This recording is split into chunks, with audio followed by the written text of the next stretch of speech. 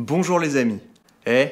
J'ai mis un t-shirt. Quoi qu'il en soit, je suis là aujourd'hui pour vous prévenir, parce que ils sont partout et c'est pas prêt de s'arranger. Ils observent nos faits et gestes, ils peuvent prédire et influencer nos comportements, ils peuvent faire basculer une élection ou déclencher une crise financière. Et pourtant, seule une minorité d'entre nous ont vraiment conscience de leur pouvoir. Je parle bien sûr des algorithmes.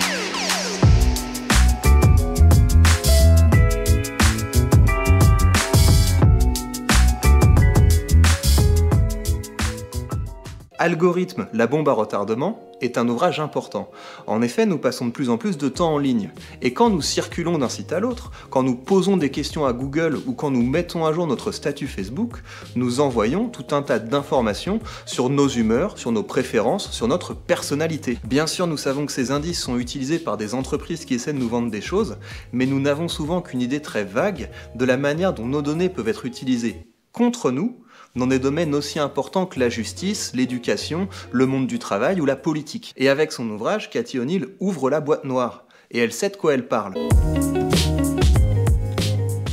Cathy O'Neil a obtenu un doctorat de l'université de Harvard et après un début de carrière dans la recherche et l'enseignement, elle a fait le grand saut et elle a rejoint un fonds d'investissement à Wall Street. Elle a alors utilisé ses compétences mathématiques pour prédire les mouvements des marchés et pour faire gagner de l'argent aux plus riches d'entre nous. Et elle a d'ailleurs été aux premières loges de la crise des subprimes en 2008. Pour rappel, la crise des subprimes, c'est parti de banques qui ont vendu massivement des crédits immobiliers à des gens qui n'avaient pas vraiment les moyens de les rembourser. Et ces crédits immobiliers ont ensuite été changés en produits financiers et validés par des agences de notation. Le beau petit monde de la finance s'est ensuite échangé tout ça, jusqu'à ce que certains d'entre eux finissent par s'avouer qu'en fait ils échangeaient avec du vent et qu'ils filent la trouille à tous les autres. Bref, en voyant ça, notre auteur semble avoir eu un cas de conscience, mais avant de changer de camp, elle s'est reconvertie en experte en données et a commencé à développer des modèles pour analyser et influencer les comportements des clients en ligne. Finalement, elle a réalisé qu'elle ne jouait pas vraiment dans la bonne équipe et elle a alors consacré ses efforts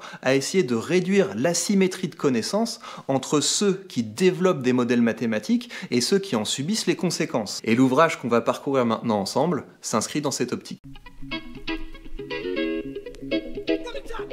La thèse de l'auteur est qu'il y a déjà actuellement en circulation des modèles mathématiques qu'on peut comparer à de véritables armes de destruction massive. Et d'ailleurs, le titre de l'ouvrage anglais, c'est Weapons of Mass Destruction, qu'on pourrait traduire par les armes de destruction mathémassive. Je vais vous décrire les grands méchants algorithmes qui m'ont le plus marqué à la lecture de l'ouvrage, et l'objectif c'est que vous puissiez les repérer si vous les croisez sur le chemin du travail, du magasin ou du bureau de vote. La première histoire que je voudrais vous raconter est celle d'une équipe de chercheurs à Chicago qui a développé un modèle dont l'objectif était de produire une liste des 400 personnes les plus susceptibles de commettre un crime violent. Pour ce faire, ils ont croisé tout un tas de données. Est-ce qu'on vit dans un quartier avec un fort taux de criminalité? Est-ce qu'on a des antécédents criminels dans la famille? Etc. Et un certain Robert McDaniel, qui était un jeune homme de 22 ans, s'est retrouvé sur la liste. Et un matin d'été 2013, les policiers ont débarqué chez lui alors qu'il n'avait rien fait, pour lui dire qu'il tenait à l'œil. Quand bien même il y aurait des raisons pour lesquelles cet homme se retrouve sur la liste, il y a une injustice criante, parce que vu qu'il est plus surveillé que les autres, il a beaucoup plus de chances de tomber pour un petit délit qui serait passé inaperçu chez une personne qui est moins surveillée que lui. Et s'il commet effectivement un délit, il confirme les prédictions de l'algorithme. Et ça, c'est un point crucial pour comprendre en quoi un algorithme peut devenir dangereux. Et je voudrais donc vous donner un autre exemple qui illustre ça. De plus en plus, des grandes entreprises automatisent leur processus de recrutement en demandant aux candidats de remplir des questionnaires de personnalité. Leurs réponses sont ensuite analysées par des programmes qui identifient des motifs leur permettant d'exclure certains profils a priori. Vous voyez le problème? Plus il y aura d'entreprises qui vont utiliser le même programme, et plus on va créer un monde où, effectivement, certains profils seront incapables de travailler. Il va falloir être vigilant. Peut-être que vous avez déjà travaillé dans un restaurant, dans un magasin ou dans un supermarché. Moi, pendant mes études, je travaillais dans une épicerie de nuit, et au bout d'un moment, j'étais capable de prédire assez précisément les moments où j'allais avoir une foule de clients arriver d'un coup, et puis au contraire les moments où ce serait beaucoup plus calme. Aujourd'hui, des petits génies qui travaillent pour Starbucks, pour Walmart ou pour McDonald's peuvent récolter ces données de façon systématique, et à l'aide de programmes mathématiques, ils peuvent prédire heure par heure le nombre de clients. Bien sûr, l'objectif, c'est de maintenir la force de travail au minimum et de la renforcer en cas d'affluence. Et c'est le travailleur qui paye les frais de cette flexibilité parce que lui, pour le coup, il n'a pas les moyens de prédire son emploi du temps et il va être prévenu au dernier moment par SMS. Et ça permet de saisir un autre aspect sombre du monde dans lequel on risque de rentrer, un monde où seuls les plus privilégiés seront encore recrutés et managés par des humains.